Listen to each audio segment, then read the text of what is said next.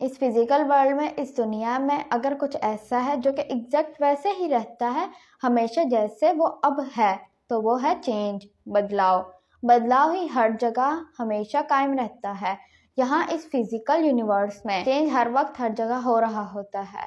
तो अगर आप किसी सिचुएशन में होते हो, मतलब कि आपके साथ कुछ बुरा हो जाता है और आप ये यकीन रखने की कोशिश करते हो कि नहीं सब ठीक है, कुछ नहीं बदला, तो ऐसा नहीं है। बदलाव ही जिंदगी है, आप मानो या ना मानो, आप बदलाव को एक्सेप्ट नहीं करते। आपका एक्सेप्ट ना करना इस बात का ब्लूप्रिंट है, इस बात का प्रूफ है, इस बात का सबूत है कि आपका हालात पर जीरो कंट्रोल है।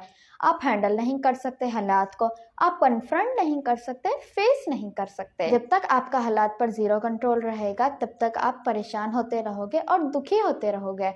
मुनासिब है हालात का सामना करें, कन्फ्रंट करें, हारें और जीतें एक ही जोश के साथ। Win and loss with same level of enthusiasm.